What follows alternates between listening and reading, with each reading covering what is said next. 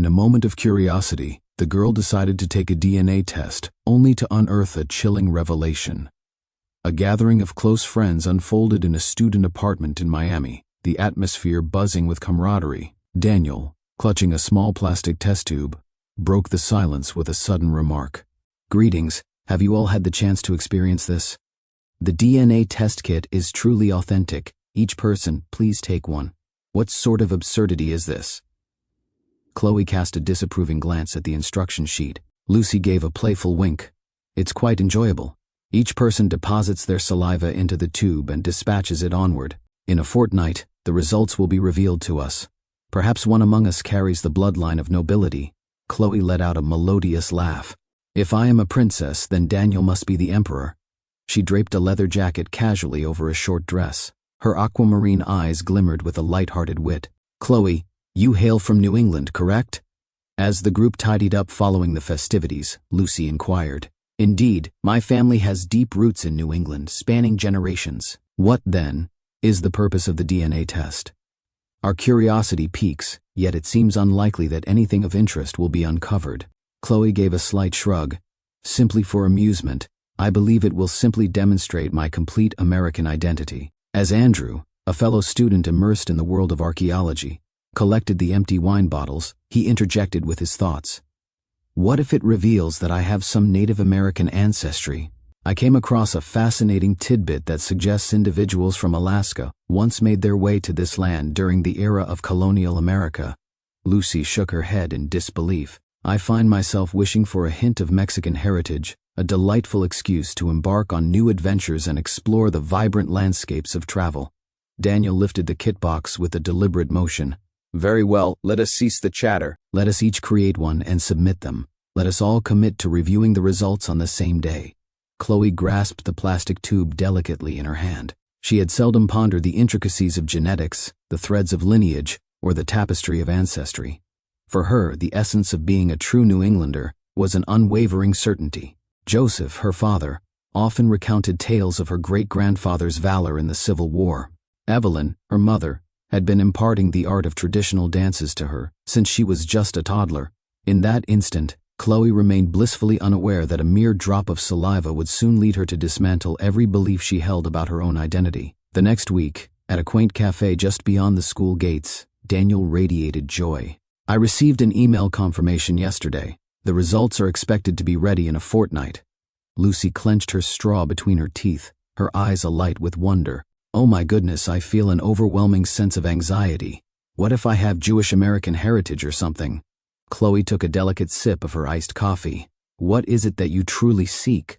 "I hold no expectations. Most likely a true embodiment of the Southwest." Andrew rested against the table.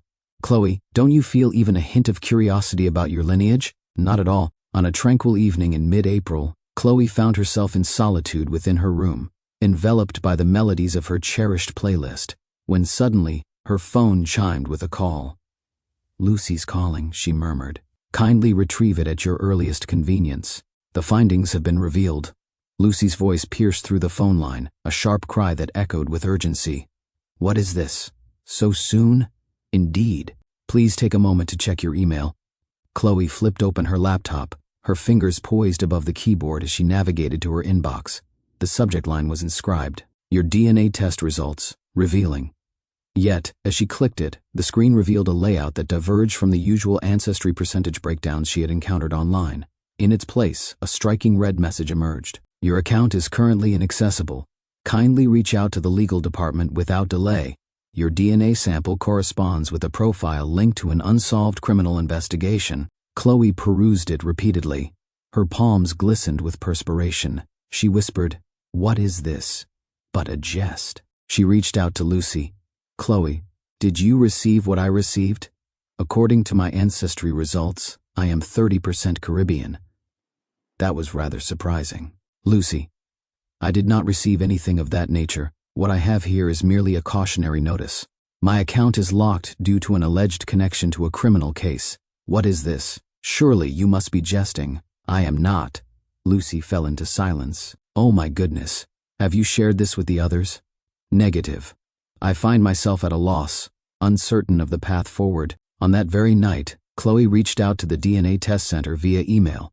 The author's response was read: "We invite you to come to our Washington office for verification. Information will not be shared through phone or email. Identification is necessary." Chloe remained motionless, akin to a statue. The rain commenced its gentle descent from the heavens. The gentle drumming against the window pane heightened her sense of discomfort. She hesitated to confide in her parents. She confided in no one but Lucy. Lucy later sent a message, stating that if you were heading to Washington, she would accompany you. Chloe hesitated before responding. She gazed at the family photo on her desk, capturing her dad, mom, and herself during their trip to Savannah the previous year. The photograph once offered her solace, yet now it sent shivers down her spine. "What is unfolding within me? Lucy, are you certain you wish to accompany me?" Washington is approximately 3.5 hours distant by high-speed train. "Chloe, do you really believe I would allow you to venture off and meet those peculiar legal folks by yourself? Are you out of your mind? Shall we proceed?" The two girls stepped onto the early morning train, the city of Miami shrouded in a veil of mist.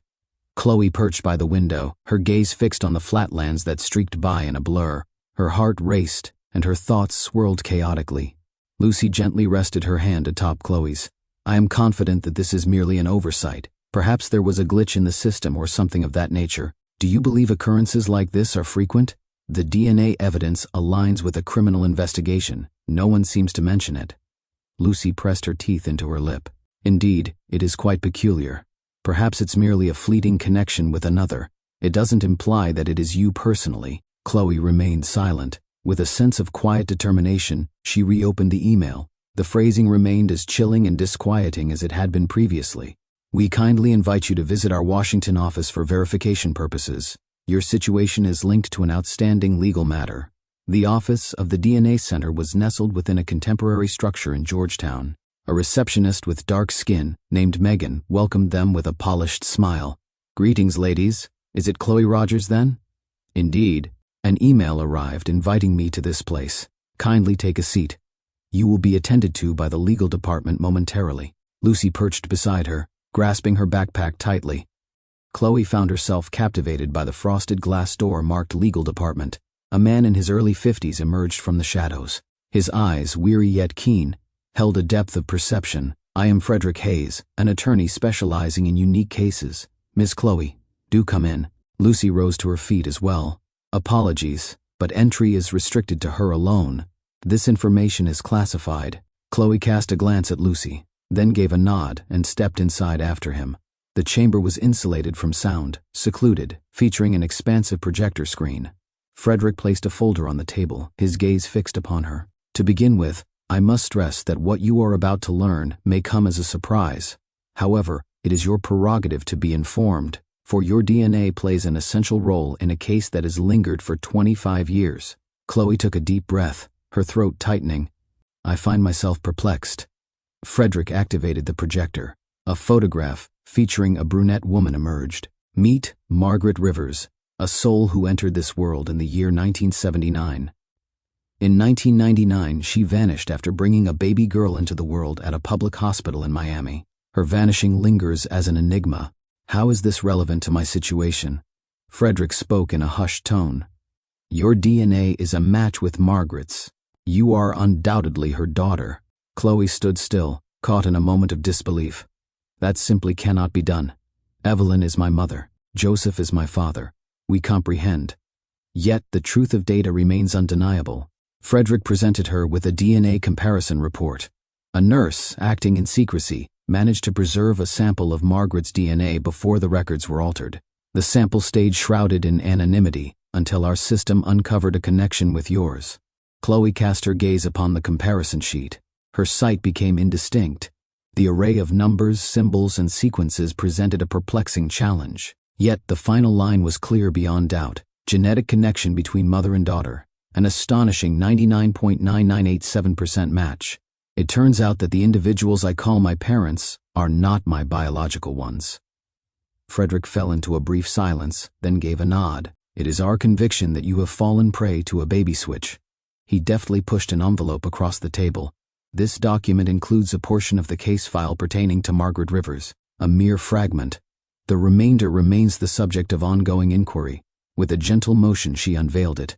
Within the confines lay photographs of the hospital, duplicates of birth certificates, a report of a missing individual, and a solitary sheet adorned with hasty scrawls. On the 18th of March in the year 1999, my daughter entered the world. Her name is Clara. Chloe gazed intently at that line for what felt like an eternity. Clara. Could that have been her true name?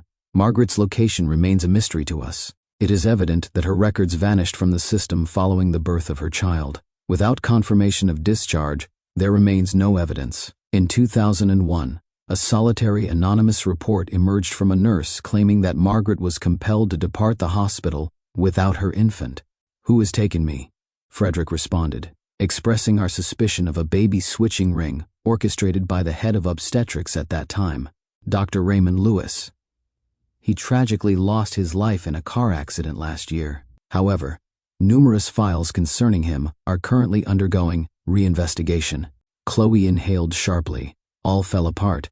Did my parents have any inkling? It remains uncertain. Certain families acquired children via intermediaries, unaware of the illegality of their actions. However, there are instances where they were aware and opted to collaborate. Chloe rose to her feet, her eyes glistening with a hint of crimson. "Time is what I seek. I must return to my abode." Frederick inclined his head in acknowledgement. "If you wish to assist with the investigation, we will take care of all testing, tracking, and legal expenses as necessary." Chloe exited the room, her footsteps echoing softly as she made her way into the hallway. Lucy sprang to her feet at the sight of her. "Chloe, what transpired? Goodness, you look as pale as a specter." "Lucy." Chloe gave a subtle shake of her head. "I am not my parents' daughter." Lucy embraced her with warmth. "Negative. Absolutely not. The truth of DNA is unwavering. So, who is your mother, then?" "Margaret. Margaret Rivers." Lucy found herself at a loss for words. That name rings a bell. It seems there was a case of a missing person associated with that name. "Indeed. I am the infant who was exchanged. Indeed. I find myself lost, Lucy, unsure of my own identity." Chloe collapsed in the expansive hallway, the harsh neon lights illuminating the fragments of her broken expression. She emerged from the well-known abode, her shoes tapping rhythmically on the frigid stone walkway. Her heart thumped with the intensity of a drumbeat. All that she had once held as truth now seemed utterly alien. Even her mother's voice, the one that had lulled her to sleep for years, now felt like a distant echo. As dawn broke, Chloe found herself nestled within the quiet confines of the university library. Before her, the laptop glowed softly, its screen reflecting her focused expression as her fingers danced across the keys. In the year 1999, in the vibrant city of Miami, a tale unfolded involving Margaret Rivers, a case of baby switching that captured the attention of the nation, with Dr. Raymond Lewis at the center of it all. A multitude of vintage news articles surfaced. A single headline captured her attention. "A perplexing vanishing act unfolds at St. Joseph's Hospital as a mother disappears without a trace following the birth of her child." With a decisive click, she opened the article. A black and white photograph captured a young woman with deep brown eyes and softly curled shoulder-length hair. It was inscribed beneath, "On March 18, 1999, Margaret Rivers, just 20 years old, disappeared without a trace following the birth of her baby girl at St. Joseph's Hospital." The family was left in the dark, receiving no updates from the hospital, merely informed that both mother and child had departed in good health. Chloe murmured softly, "I was born at St. Joseph's Hospital." Lucy positioned herself opposite her, her gaze filled with worry. "What will your next move be?" "Seek out Margaret. I must ascertain whether she still draws breath." "Chloe, what if you seek her out and she chooses not to meet you? At the very least, I shall uncover the truth. Living in uncertainty about my identity is no longer sustainable." She typed once more, searching for information on Dr. Raymond Lewis's background. A multitude of articles emerged, many of them quite recent. A headline from the previous year: "Dr. Lewis tragically loses his life in a car accident, with suspicions arising regarding connections to a baby trafficking network." Chloe began to peruse the article. A segment featured an anonymous nurse who had previously served at St. Joseph's Hospital. "He advised us against the recording of authentic birth certificates. At times, mothers found themselves compelled to sign documents that surrendered their infants. Some were forever parted from their children." She trembled. "Do you believe this has occurred to many individuals?" Lucy gave a slight nod. "I have delved into the subject. In a certain chapter of American history, they referred to them as the stolen babies. Countless individuals were transitioned without ever being aware. Chloe found herself gasping for air, a sudden weight pressing against her chest. Every fresh revelation struck with the force of a physical blow to the chest. Childhood memories surged forth, her mother's gentle hand cradling hers through the haze of fever, her father's hearty laughter echoing as she tumbled from her bike, the vibrant joy of holiday celebrations, now all shrouded in a veil of uncertainty. That evening, Chloe initiated a video call with Andrew, a classmate from her anthropology course, who had crafted a thesis exploring the scandals of U.S. healthcare in the aftermath of the Franco era. "Andrew, do you have some time to spare? I require your assistance with a matter." "Greetings. What brings you here? Do you recall delving into the intricacies of hospital scandals? Are you referring to the baby-swapping incidents from the 20th century?" Andrew inclined his head in acknowledgement. "Indeed, I possess a plethora of documents on that subject." "Are you embarking on a new endeavor? This is not intended for academic purposes. It holds a personal significance. I recently discovered that my DNA aligns with that of a woman who vanished following the birth of her child in 1999. Andrew's brow furrowed in discontent. "Do you believe you were exchanged?" "I do not believe. I am aware. I have already had a meeting with the legal team at the DNA Center. I am not the biological offspring of my parents." Andrew remained quiet for a brief moment. "Incredible. Chloe, that took me by surprise. I seek to uncover further details regarding the physician, Raymond Lewis. It seems to me that he has a role in this." "Very well. I have an uncle who works at the National Medical Records Archive. He may possess the capability to assist in locating certain files." "Thank you, Andrew. It's nothing to worry about. This is monumental. Yet, I shall not allow you to face it by yourself." A few days later, Andrew returned the call. "Chloe, I've stumbled upon an intriguing opportunity. I discovered a nurse by the name of Rachel Vaughn. In the late 90s, she was under the guidance of Dr. Lewis. In the year 2000, she stepped down following an internal inquiry, yet no charges were ever brought against her. An old address emerged from the depths of memory, nestled within the Miami suburbs. Chloe's eyes grew large with surprise. "I must see her. Please wait a moment." I inquired with my uncle, who mentioned that this woman had once attempted to report Lewis internally, but her claims were ultimately suppressed. Then she simply disappeared from all documentation. "Andrew, would you accompany me?" "Certainly." "When will it be?" As dawn broke, Chloe and Andrew boarded a bus bound for Little Havana, a historic neighborhood characterized by its winding streets and modest homes. They paused before a house, its brick walls standing sturdy, adorned with a vibrant green door. Chloe rapped softly at the door. Silence prevails. She rapped on the door once more. A woman in her 60s responded. Her hair bore the silver of time, and her eyes reflected a weariness that spoke of countless stories lived. "My name is Chloe Rogers. I wish to inquire about a matter concerning St. Joseph's Hospital from the year 1999. The woman blinked, her eyelids fluttering like delicate wings in a moment of stillness. "Who informed you of my presence here? Your name appeared in certain records I came across. I have a feeling you are Rachel Vaughn." Rachel paused, a stillness enveloping her, before she gracefully stepped aside. "Step inside." The dwelling was modest, unadorned. With a graceful motion, Rachel poured the steaming tea and set the delicate cups upon the table. "I knew this day would come," she murmured softly. "I entered this world in the year 1999. My genetic code aligns with that of Margaret Rivers. Are you aware of what transpired?" Rachel gazed into Chloe's eyes. "I was the one who cradled you in my arms the moment you entered this world. It remains vivid in my mind." Tears flowed freely, and a triangle-shaped birthmark adorned your left leg. Chloe trembled slightly. "The mark remains with me still. Raymond Lewis decreed that your mother should not be permitted to see you. He informed her that you had been stillborn, presenting her with a forged death certificate for her signature." Her voice pierced the silence. A desperate cry met with indifference, as she struggled against the unseen forces that held her captive. "What transpired thereafter?" "The following day you were led away. A gentleman arrived to collect you. His identity remains a mystery to me. Following that, Margaret disappeared. It seems she was compelled to depart from the hospital." Andrew murmured, "This is dreadful." Chloe inquired, "Do you have any idea where Margaret could have gone? Do you have any family members?" Rachel gently shook her head, a subtle gesture that spoke volumes. "Margaret found herself utterly alone. Her parents passed away at a tender age. However, she often spoke of a dear friend named Julia, who was also a nurse. Afterward, she ventured northward, northeast. It seems to be Georgia in my estimation. A quaint little town. The name escapes me.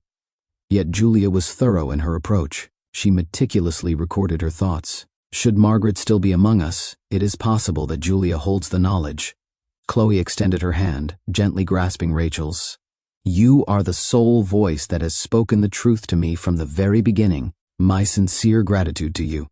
Rachel gazed intently into her eyes. It is your inherent privilege to discover your true identity. Do not allow the past to remain hidden away.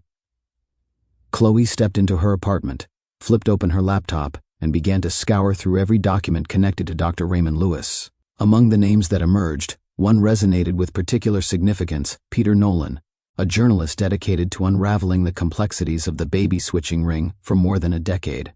She discovered his email and composed a message. Dear Mr. Peter, I am Chloe Rogers. I recently discovered that my DNA has matched with a woman named Margaret Rivers, who vanished in 1999. I have a strong suspicion that I may have fallen prey to a case of baby switching at St. Joseph's Hospital during the tenure of Dr. Raymond Lewis. I look forward to conversing with you to uncover further details. Yours truly, Chloe Rogers. In less than 24 hours, his response arrived. Chloe, the name Margaret Rivers resonates with me. I've been tracking this case since 2013. When you feel prepared, please make your way to my office located on Pennsylvania Avenue in Washington. I will present to you what I possess. Your narrative is essential. 2 victims like you hold the key to revealing the truth. Peter Nolan. Several days later, Chloe found herself back in Washington. This time, Andrew accompanied her. Peter's office was a compact space, brimming with case files, photographs, and notes pinned haphazardly across the walls. Peter was a slender figure, his hair touched with gray, dark shadows lingering beneath his eyes from sleepless nights, yet he possessed a keen, watchful demeanor. Chloe, he said, shaking her hand, you're not the first. Yet, you may be the final soul to unveil the remnants of what Lewis has bequeathed. Chloe settled into her seat, her hands quivering ever so slightly. I seek to uncover all that there is to know. With a deliberate motion, Peter activated the projector. On the screen, a chart materialized, bearing the title Clara Network, the name he had bestowed upon the investigation. From 1992 to 2001, Raymond Lewis held the esteemed position of head of the obstetrics department at St. Joseph's Hospital. In that period, more than 70 newborns were documented as stillborn or adopted under ambiguous circumstances. Yet, merely 12 cases came to light through the efforts of the victims' families. Margaret Rivers stood out as one of the rare voices that dared to speak up. Margaret submitted a formal grievance. Chloe inquired hastily. Peter inclined his head in acknowledgement. Indeed, in May 1999, merely 2 months after your birth, she presented a petition to the Miami Health Department. Yet it was cast aside. Absence of proof, absence of observers. In that moment, she disappeared without a trace. Her file vanished into thin air. Do you believe she was a victim of foul play? Andrew inquired. Peter gazed at them for an extended moment, then spoke deliberately. I don't know. Yet she remained elusive, forever lost to the world. There is no one present, not a single sign. That is more terrifying than death itself. Chloe experienced a shiver that coursed down her spine. My parents shared with me that they were unable to have children, and that it was through someone they knew that I came into their lives.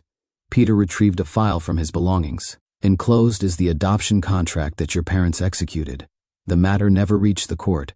No official documentation exists. That signifies it was against the law. Chloe grasped the paper firmly in her hands. There stood her father, Joseph's signature, the man she had always known as Dad. Her heart throbbed with pain. Perhaps my family was unaware that their actions were misguided. Peter gave a slight nod. Not everyone did. Yet, there were those who were aware and chose to remain quiet. That silence holds a terror far greater than any falsehood. Andrew's brow furrowed in discontent. What of those who purchased the children? Were any of them taken into custody? Absolutely not. Evidence was perpetually insufficient. Moreover, the majority of victims preferred not to unearth the past. Chloe gazed at the wall, adorned with a myriad of black and white photographs of newborns, each meticulously labeled with dates and the names of hospitals. One of them was her own, freshly printed just days prior.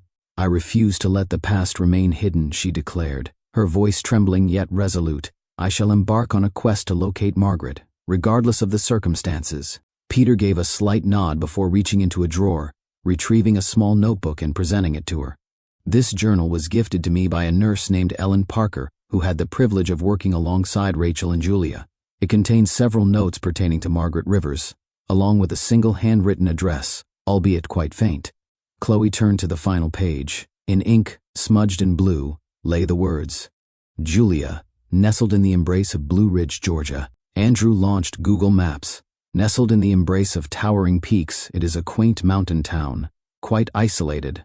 Peter remarked, should Margaret still be among the living? Julia stands as the sole bearer of knowledge in this matter. Chloe shut the notebook with a decisive motion. I must make my way there. On that particular night, Chloe found herself seated in solitude at the Washington train station. Lucy made a call. Chloe, may I inquire about your current whereabouts? The platform. I will first return to Miami, and then my journey will take me to Georgia. Would you like me to accompany you? No. I believe this journey is one I must undertake by myself. Chloe, Lucy's voice faltered. I find myself at a loss for words. However, if I were in that position, I doubt I would be able to cope with it. Lucy, you possess a strength that surpasses your own perception. I appreciate your presence and support in my life. Once the call concluded, Chloe gazed out at the desolate platform. Within her, a part had crumbled, yet simultaneously, a new strength had emerged, a fierce determination, an instinct as ancient as time itself, compelling her to press on. Chloe made her way back home, crossing the threshold into the living room. I wish to have a conversation. Her voice carried an unusual chill. Joseph lifted his gaze from the newspaper, and in an instant, his demeanor shifted. Evelyn emerged from the kitchen, her hands freshly wiped on her apron. Your sanctuary, darling. Have you had a chance to enjoy a meal? I find myself without hunger. I seek the unvarnished truth. Their eyes met briefly before shifting toward Chloe. She set the file folder down on the glass table. Her eyes exuded a chilling absence of warmth. Here are the results of my DNA test. I acquired it 3 weeks prior. In the spirit of inquiry, I imagined it would bring some enjoyment.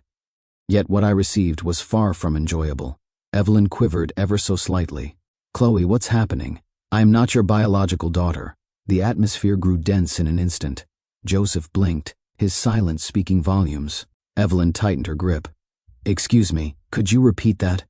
I had a meeting with a legal representative from the DNA company. I have discovered a DNA match with a woman named Margaret Rivers, who vanished without a trace in 1999. She brought new life into the world at St. Joseph's Hospital, yet fate cruelly denied her the chance to behold her daughter once more. Chloe, wait, Evelyn said, stepping back, her face ashen. I am among those infants who were exchanged. The 2 individuals seated before me are my adoptive parents. In a moment of unexpected resolve, Joseph rose to his feet. Your understanding seems to be lacking. Absolutely not. What then is this? Chloe retrieved the adoption contract and affixed her signature, as required by any court or official agency. This discovery was unearthed from the archives. Your signature is here, Dad. The document includes dates along with the name of the intermediary, a member of Lewis's network. Evelyn stifled a gasp, her hand instinctively rising to cover her mouth. Chloe, I implore you to grasp the situation. What is there to understand? Her voice ascended. For 24 years, I have existed within a facade. Each time you referred to me as your sweet girl, it felt like nothing more than a performance. The father, the one who pressed his lips to my forehead each night, has entered into an agreement to purchase me. Joseph bellowed. That's enough. Chloe remained resolute. Indeed, it is not. Throughout my existence, I have held a steadfast belief in the power of love, convinced that this was my rightful place. At this moment, the truth reveals itself. It was all an illusion. Even my very name. My true name is Clara. Evelyn was overcome with emotion, tears streaming down her face. Chloe, I apologize. Uncertainty clouded my thoughts as I grappled with the challenge of revealing the truth to you. Fear gripped me. What is there to fear? That I would part ways with you. The truth was the first to depart. This place was not of my choosing. I arrived in this place as if I were merely an item on display. For a span of 24 years, you chose to remain silent. Mr. Joseph exhaled deeply, his gaze heavy and fatigued. Chloe, the moment your mother discovered she could not bear children, it shattered her heart. At that moment, an old friend, Dr. Raymond, offered his assistance. He shared with us the story of a baby girl, left alone in the world, without a family to call her own. He warned that if we did not choose to adopt her, she would be taken to an orphanage, a fate we could not bear to imagine. We were unaware. Don't pretend you were unaware, Chloe interjected. You hold the esteemed title of a legal practitioner. You are familiar with the appearance of legal procedures. It was clear that, absent the necessary court certification and the endorsement of an official adoption center, the act was unequivocally unlawful. You affixed your signature because you desired me, yet you played a part in it. Mrs. Evelyn's voice trembled. Your presence was deeply cherished by us. In every meal shared, in every smile exchanged, and in every moment of illness, our presence was unwavering. It's not enough, Chloe said, her voice as unyielding as granite. The truth remains, unyielding. I was a child taken from my rightful place. While you both feigned ignorance, my biological mother was in a frantic quest to find me. Mr. Joseph took his time as he settled into his seat. If you choose to depart now, we shall not hinder you. However, before you depart, listen closely to this. We erred. Yet the authenticity of our love was never in question. To us, you have always been Chloe, never merely a product. Chloe cast her gaze upon them. She witnessed genuine tears, yet her heart remained unyielding. Not at this moment. Not while the pain lingers so deeply. I need time, she murmured softly. I must depart from this location to discover my true self. In a dwelling suffocated by deceit, I find it impossible to draw a breath. Mrs. Evelyn sank to her knees, grasping her daughter's legs tightly. Chloe, I hope you can find it in your heart to forgive me. I understand the pain you're feeling. Yet, my love for you was all-consuming, a fervent devotion that encompassed every part of my being. Chloe knelt and delicately lifted her mother's hands away. Love can exist alongside guilt, Mom. With the dawn of a new day, Chloe began to gather her belongings. Lucy sat in the car, patiently waiting downstairs. As Chloe emerged, Mr. Joseph lingered at the threshold, cradling a small wooden box in his hands. Chloe, I seek not your forgiveness. Yet, here lies the essence of what we've preserved. Your earliest photographs, your sketches, a recording of your very first laughter. I pondered. If one seeks something genuine to grasp, it resides within these confines. Chloe grasped the box. Thank you, Father. Where are you going? He inquired. I shall seek out Margaret, the woman who gave me life, and reclaim the fragment of myself that was taken away. Silently, she slid into the car. Lucy grasped her hand gently. Are you certain? I am certain. I cannot return until I have confronted the woman who brought me into this world. A vehicle glided away from the narrow lane adjacent to the seaside neighborhood. Chloe forged ahead, her gaze fixed firmly on the path before her. She gazed forward, contemplating the unresolved mysteries, the absent fragments, and a simmering fury that lingered in her heart. Chloe, are you absolutely certain you wouldn't prefer to spend a few days at my place? Lucy inquired as the vehicle came to a halt before a quaint hotel nestled in the heart of downtown Miami. Thank you, but no. I need to be alone, Chloe murmured, gently tugging her suitcase free. Lucy emerged as well, her hand poised on the car door, invitingly ajar. If you require anything, feel free to send me a message, regardless of the hour, even if the clock strikes 3 in the morning. Chloe inclined her head in agreement. I am aware. My sincere gratitude. The hotel room was modest and unadorned. Chloe flung her suitcase into the corner and sank onto the bed, exhaustion washing over her. With a gentle motion, she retrieved the wooden box bestowed upon her by her father, setting it delicately upon her lap. Her hands quivered as she lifted the lid. Within lay cherished items, a photograph of her at 3, captured in Central Park, a wrinkled drawing of a cat, and a white mini-cassette marked, Chloe, First Laugh.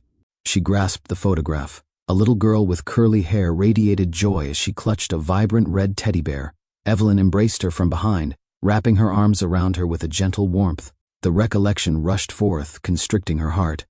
Was any of this real, she whispered, or was it merely a performance? She allowed it all to tumble onto the carpet. The following day, Chloe drifted through the streets of Miami, an ethereal presence among the vibrant cityscape.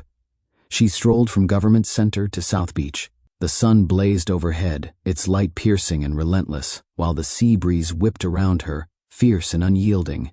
Yet, amidst this tumult, her mind remained a tempest, restless and unassuaged. She perched upon a weathered stone bench by the water's edge, her gaze fixed upon the vast expanse of the ocean. An elderly gentleman was casting his line in the waters nearby. A cluster of children frolicked in the waves. Everyone appeared so vividly authentic. Yet she refrained. The phone vibrated softly. A note from Andrew. "Are you doing all right? I am in the process of collecting additional files pertaining to Lewis's network. If you feel the need to share your thoughts, I'm here to listen." Chloe composed a few words, erased them entirely, and ultimately crafted her response. "Thank you." When the moment arrives, that evening, she made her way back to the hotel. She flipped open her laptop, her mind swirling with the desire to pen a few thoughts, perhaps a journal entry. Yet she found herself at a loss for how to start. After numerous attempts that led nowhere, she ultimately put pen to paper. "Today, I came to the unsettling realization that I am not quite sure of my own identity. The name I carry, Chloe, was not bestowed upon me by my biological mother. The recollections I cherish from my youth, love, and faith are intertwined with a family that did not bring me into this world. Who then am I? Clara, the name inscribed by Margaret on my birth report. Or perhaps Chloe, the offspring of Evelyn and Joseph. I possess no response. My existence is devoid of a beginning. I find myself adrift, separated from the place I was destined to call home." With a decisive click, she saved the file and gently closed the laptop, sealing away her thoughts for the moment.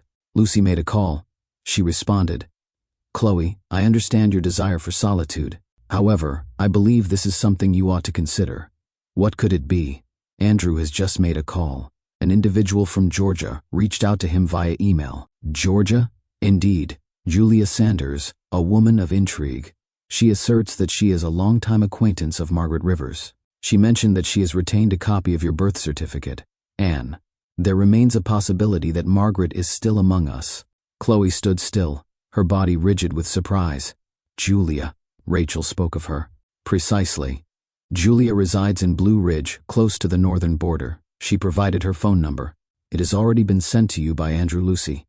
I'm at a loss for what steps to take next." "Indeed you do. You consistently do. You have journeyed to this point, Chloe. The point of no return has been reached." Chloe gently shut her eyes. Her chest heaved with each labored breath. Her eyes brimmed with tears. "Fear grips me. Chloe, you are not by yourself. In your corner, you have me, Andrew, along with individuals, such as Julia. You stand among countless others, all striving to reclaim their true selves. You possess a courage that surpasses your own perception." On that restless night, Chloe found herself unable to drift into slumber. She reclined, her gaze fixed on the ceiling, a tempest of thoughts swirling within her mind. The call from Julia, potentially the final connection to Margaret, enveloped her in a swirling mix of hope and dread. Would Margaret embrace her if she were still alive? Would she recall the visage of a newborn she never had the chance to embrace? Would she welcome a daughter who carried another name and had been nurtured by others? As the first light of dawn crept into the room, Chloe found herself gazing into the mirror. After days of neglect, she finally gathered her hair into a neat tie and slipped into a white striped button-down shirt, a thoughtful birthday gift from her adoptive mother the previous year. She gazed at her reflection, lost in thought for what felt like an eternity. "I will find you, Mom," she declared to the reflection. "I may not know your identity just yet, but rest assured, I will seek you out. I seek to uncover the essence of my being." That morning, prior to her departure, Chloe made a brief visit to the university. She sought an audience with Professor Caleb Owens, the esteemed overseer of her anthropology thesis. He embodied a strict yet fair demeanor, standing as one of the rare individuals she still held in trust. "Chloe, your weariness is palpable. I must request a leave of absence, Professor.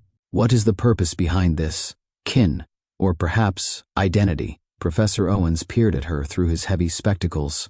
"There's no need for extensive explanation. However, should a grave situation arise, you can rely on my support." Chloe offered a subtle nod, her hand resting gently atop her notebook. "I refuse to surrender. Yet, I must seek out another. She could very well be the woman who brought me into this world." The professor refrained from posing any additional inquiries. He merely stated, "Follow the call of your heart. True maturation occurs when we bravely venture into the shadows, seeking the illumination that resides within us." Chloe boarded the bus, embarking on a journey into the heart of the Appalachian Mountains. As the bus came to a halt at its last destination, she gracefully disembarked. The air in Georgia was a stark contrast to Miami, damp, cool, and vibrantly green. The undulating hills extended infinitely toward the distant horizon. Blue Ridge existed as a mere assemblage of dwellings, huddled around the remnants of an ancient chapel. She made her way toward an elderly woman perched on a porch, deftly working her knitting needles. "Pardon me, but I am in search of an individual by the name of Julia Sanders. Once a nurse, she resides in this vicinity." "Julia," the woman inclined her head in agreement. "Indeed, indeed. She resides in solitude atop the hill, within a wooden dwelling nestled beyond the pine grove. Proceed along the stone path, and when you reach the grand chestnut tree, take a left turn." Chloe expressed her gratitude and proceeded to follow the given directions. The wooden house emerged around the bend, its old moss-covered red shingles contrasting with the smoke that curled lazily from the chimney. Chloe lingered before the door, her hand poised yet uncertain. With a steadying inhale, she rapped her knuckles against the door 3 times. After a brief pause, the door creaked open. An aged woman with hair as white as clouds and skin etched with deep wrinkles stood there, her keen eyes wide open and watchful. She donned a gray sweater and a thick scarf, her demeanor betraying no hint of surprise. "You are required to be. Is it Chloe Rogers, then?" Chloe stood still, caught in a moment of unexpected stillness. "Indeed. What led you to that conclusion?" "Andrew shared your photo with me. Step inside. Your arrival has been anticipated." The interior of the house bore the marks of time, suffused with the comforting aroma of herbal tea. Chloe settled into a wooden chair beside the crackling fireplace. Julia poured the tea with care, then delicately retrieved a small box from the depths of a drawer. "Within lies your original birth certificate. I have held on to it for 24 years. I never had the courage to offer it to anyone. I never had the courage to bring about its end." Chloe's hands quivered as she grasped the aged paper, her eyes scanning the hastily written words. "Clara Rivers Sanders entered the world on March 18, 1999. "Clara," she murmured, her voice barely rising above a breath, as though summoning a far-off apparition. Julia gave a subtle nod. It was Margaret who selected that name, yet she never had the opportunity to utter it in your presence. "Are you aware of what transpired with my mother?" "Indeed, Margaret survived. She lives on. Yet she has endured a life of solitude, suffering, and quietude. After being compelled to leave the hospital, she arrived here. I am the sole keeper of the secret that she still breathes among us. Does she think I still exist? Indeed, she does. For over 2 decades, she has kindled a flame each day. She has never departed from this village. Yet, she has never found it within herself to forgive." Chloe succumbed to her emotions, tears streaming down her cheeks. "Is she aware of my arrival?" Julia offered a gentle smile. Hope has slipped away from her grasp. "Yet, I certainly do. And now, that hope has arrived at my doorstep. May I have the opportunity to see her?" Julia gave a slight nod. "She resides atop the hill. The White House stood at the terminus of the unpaved road. However, there is an important detail you should be aware of. For years, she has been living with a heart condition. She resides in serene solitude, devoid of technology and human connection. Should you choose to depart, tread softly." Chloe tightened her hold on the strap of her bag. "I comprehend. I yearn to catch a glimpse of her, if only for a fleeting moment." As Chloe stepped away from Julia's abode, a gentle drizzle commenced its descent from the heavens. She strolled down the earthen path, bordered by lush grass and sturdy stone walls. Every step weighed down on her, as if she bore the weight of 24 years of history upon her shoulders. The White House materialized from the haze. The wooden door stood closed. Silence enveloped the interior. Chloe approached and rapped her knuckles against the door. No reply. With a forceful rap, she struck the door once more. Eventually, the door let out a soft creak as it opened. A woman emerged. She didn't resemble the image Chloe had conjured of silver hair, sun-kissed skin, and dark circles beneath her eyes. Yet there was an unmistakable familiarity in that gaze. "Excuse me, are you there?" She hesitated, taking a moment to gather her thoughts. Her eyes grew wide. Her breath hitched. "Surely that cannot be the case." Chloe quivered. "I am known as Chloe, and I am also called Clara. I am your daughter." Margaret brought her hand to her mouth, rendered utterly speechless. Her eyes brimmed with tears.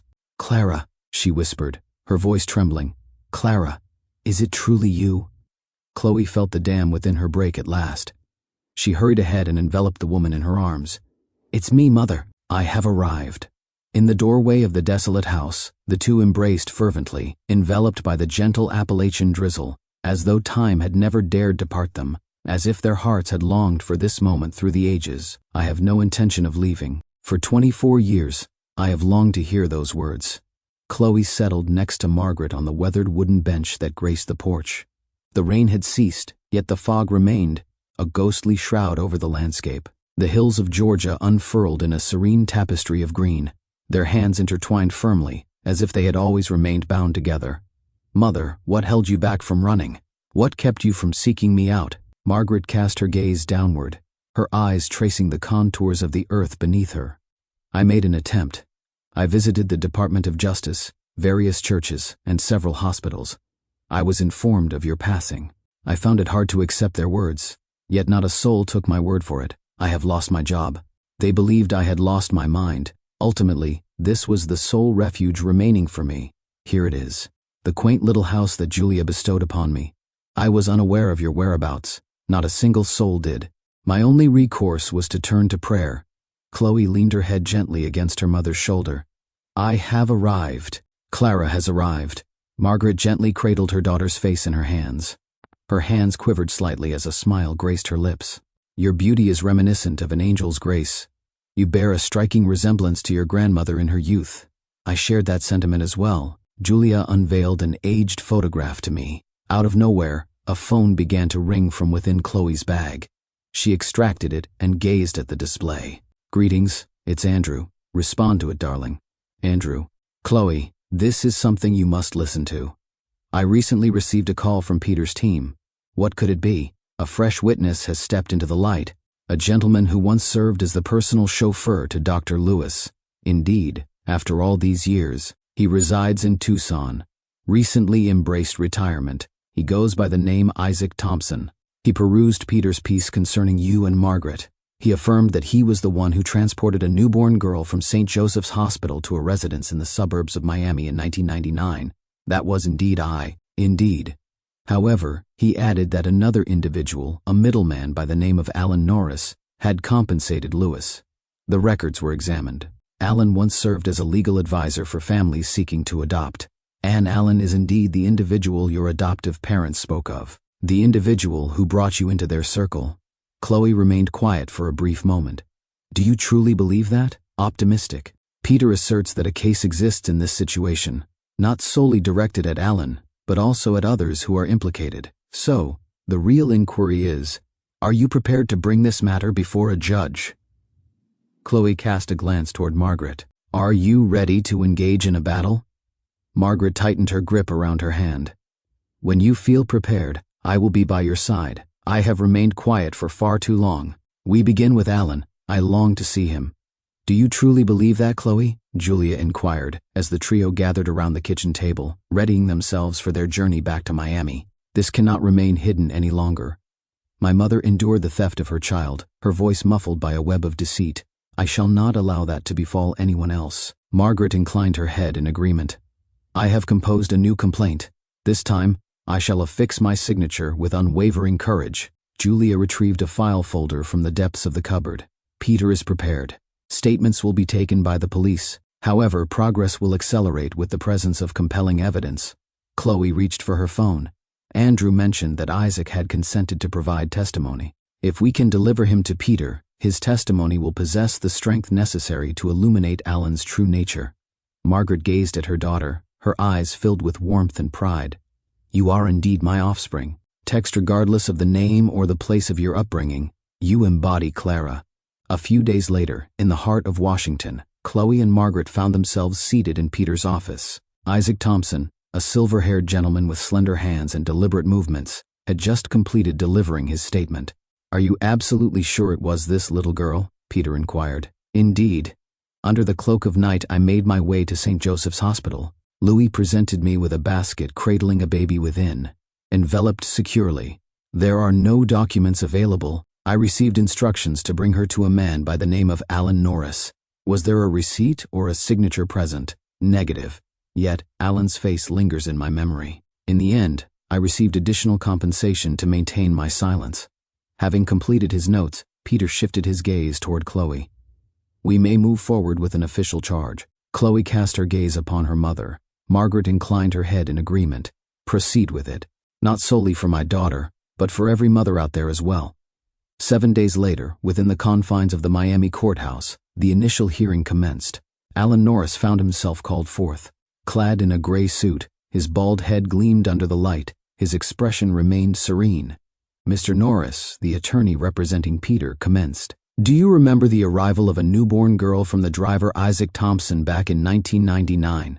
I cannot remember. I have assisted numerous families in their journey of adoption. All matters were channeled through intermediaries. The intermediary in question was none other than Dr. Raymond Lewis. The name eludes my memory. Chloe rose to her feet. Gaze upon me. I found myself nestled within that basket, the smallest among them all. Are you truly able to meet my gaze and claim that you don't recall? Alan chose to hold his tongue. His body became rigid. Margaret rose to her feet. You have taken my daughter. You are fully aware of your actions, and still, you refuse to acknowledge it, all the while meeting our gaze. The judge demanded silence in the courtroom. The hearing stretched on for 3 hours. As the conclusion drew near, Peter made his way toward Chloe and Margaret. The case has been officially opened. Should we amass further evidence, Alan may face prosecution for his involvement in aiding human trafficking. Anne. And what is it that you seek? Evidence indicates that your adoptive parents might have been aware of the illegality of Alan's actions. Chloe remained frozen, enveloped in a profound silence. That afternoon, Chloe found herself standing before the familiar facade of her childhood home. Lucy lingered at her side. Do you truly wish to proceed inside? Indeed. I seek understanding. Chloe rapped gently on the door. Evelyn gently pried it open. Upon catching sight of Margaret standing next to Chloe, she felt a sudden jolt of surprise, her grip on the glass wavering dangerously. Hello, Margaret said, her voice steady and composed. Greetings, Evelyn. This is Margaret Rivers speaking, the woman who brought me into this world. Evelyn recoiled. Her complexion drained of color. My dear Chloe, I have returned to inquire once more. Have you heard that Alan was involved in an illicit baby exchange? Joseph emerged into the world beyond. Chloe, allow me to elucidate. Absolutely not. Simply respond. Were you aware? A hush enveloped the surroundings. At last, Joseph gave a nod of agreement. We were aware. Yet in those days, the prospect of having children eluded us. Lewis remarked that the baby required a home. Margaret felt tears welling up in her eyes. I found myself in need of my daughter. Evelyn succumbed to her emotions. Your presence was cherished by us. Indeed, we were mistaken, flawed from the outset. Chloe grasped Margaret's hand gently. At last the truth shall reveal itself. As they departed from the familiar streets of the old neighborhood, Chloe cast a lingering glance over her shoulder, a bittersweet farewell hanging in the air. The courtroom brimmed with people. Journalists clamored for snapshots and scribbled observations. The issue of baby switching had emerged as one of the most significant legal controversies in the United States. The situation involving Chloe Rogers, or as she is more commonly known, Clara Rivers, marked a significant turning point. The witness we summon now is Nurse Rachel Vaughn. With trembling hands and unwavering eyes, Rachel ascended the stand. She cast a fleeting glance at Chloe before turning her attention ahead. In the year 1999, I had the privilege of working alongside Dr. Raymond Lewis at St. Joseph's Hospital. I had the privilege of witnessing Margaret Rivers bring a healthy baby girl into the world. Simple and straightforward. The prosecutor inquired, what transpired next? Lewis decreed that the mother be denied access to her child. He crafted a false death certificate. He instructed me to remain quiet and cautioned me that speaking out could cost me my job or something even more dire. Are you familiar with Mr. Alan Norris? Indeed. He made several visits, each one marked by a quiet discretion. I witnessed him pass envelopes to Lewis. They would converse in secluded chambers. The air in the courtroom hummed with anticipation. Alan's expression grew tense. Peter cast a fleeting look at Chloe. Offering a discreet nod, all was unfolding as they had envisioned. A week later, the verdict was announced. Alan Norris, the defendant, has been deemed guilty of facilitating human trafficking and fabricating legal documents. The court has decreed a sentence of 12 years behind bars for him. Chloe's lips remained pressed together, yet her eyes shimmered with unshed tears. Margaret clasped her daughter's hand in silence. They exchanged a glance, a silent communication that conveyed depths beyond the reach of language. Outside the courtroom, Peter welcomed them with a warm smile. "Well done. You accomplished what countless others feared to attempt. My sincere gratitude." "Yet, I was not alone in this endeavor," Chloe responded. Margaret remarked. "We accomplished it, united as a family." In her cozy apartment, Lucy gathered a few close friends, Andrew, Julia, Peter, and Rachel, for an intimate celebration. "Everyone, lift your glasses in honor of Clara. No, I mean Chloe, the most courageous woman I have ever known," Lucy shouted into the air. Cheers of laughter and applause erupted from the crowd. Andrew lifted his glass high. "To Margaret, the mother who, for 24 years, lit a candle each day without fail."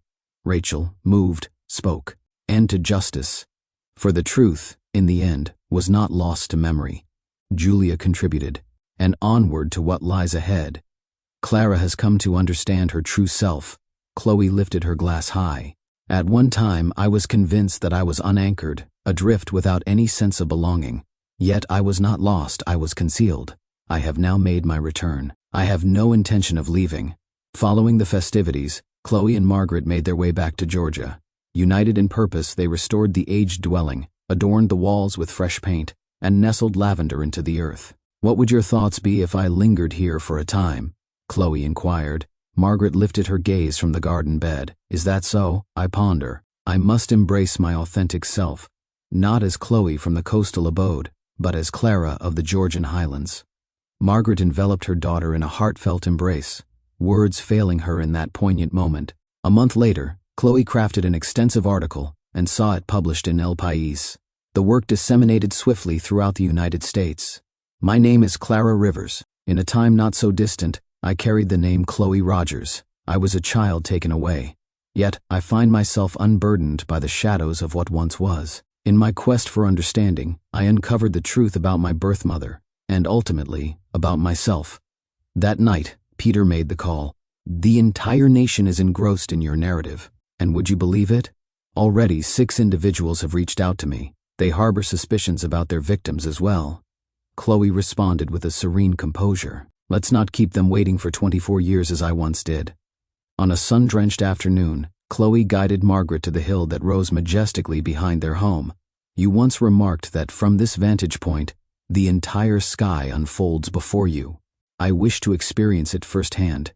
Indeed, in moments of sorrow, this place became my refuge. I would find myself in solitude, envisioning you darting through the verdant blades of grass. No need for imagination any longer." Margaret beamed with delight. "Indeed, you are correct." Chloe cast a glance at her mother before retrieving a necklace from the depths of her pocket. "This was crafted with you in mind." Lucy extended her assistance. "The pendant bears the name Clara, inscribed in your own handwriting, intended for my birth certificate." Margaret felt a lump rise in her throat. "Thou. Keep in mind, I am always present for you, never to be lost again." Under the expansive sky, bathed in the warm glow of evening light, the two women shared a heartfelt embrace. On that particular night, Chloe found herself receiving a call from Professor Caleb Owens. "Chloe, I had the pleasure of reading your article. It's truly remarkable. I would like to inquire if you would be willing to share your story at our Cultural Identity Symposium. I would be delighted to. It seems essential for every individual to embark on the journey of self-discovery. Prepare yourself. Your voice is essential to the world." Weeks later, at the University of Barcelona, Chloe found herself on stage, addressing a sea of eager faces. "I once thought of myself as a quintessential New Englander. I believed there was nothing left to ponder. Yet one DNA test, merely for amusement, unleashed a tempest. I unearthed the unsettling truth that I had fallen prey to a concealed offense. Yet of greater significance, I discovered the woman who brought me into this world, a woman who never wavered in her belief in me." Margaret occupied the front row, her cheeks glistening with tears that flowed freely. Julia grasped her hand gently. Rachel kept nodding in agreement beside them. "Our place of birth is not a choice we make. Yet we hold the power to decide the manner in which we exist. I embrace truth. I opt to confront it. I embrace love not for its label, but for the essence of my true self." Resounding applause filled the air. Chloe inclined her head, her eyes glimmering with light. Following the conference, Margaret ascended the stage and embraced her daughter. "Your accomplishments fill me with such pride that it leaves me momentarily breathless. I merely spoke the truth. Indeed, Your contributions exceeded expectations. You instilled a sense of hope in others, showing them that they too can rediscover their true selves. Lucy and Andrew hurriedly made their way over. You have achieved fame now. Lucy let out a joyful laugh. You inspire countless people, Andrew remarked. Chloe's laughter rang out like a melody, full of light and joy. No, I am merely Clara, the daughter of Margaret Rivers. On that night, they made their way back to Georgia. Chloe perched by the window, pen in hand, lost in her thoughts as she filled the pages of her journal. The final line she inscribed was, "There was a time when I found myself adrift. Yet, I discovered a glimmer of hope in the woman I believed had vanished from my existence. And in that odyssey, I rediscovered my essence." Chloe's narrative serves as a poignant reminder of the strength found in truth and the bravery it takes to embrace it. Despite having her identity taken from her at birth, she resolutely chose to embrace the truth. Her quest to uncover the identity of her birth mother transcended a mere search for roots. It stood as a powerful affirmation that while justice may be postponed, it remains inevitable. Each individual has the right to discover their true self and to be cherished for that authenticity.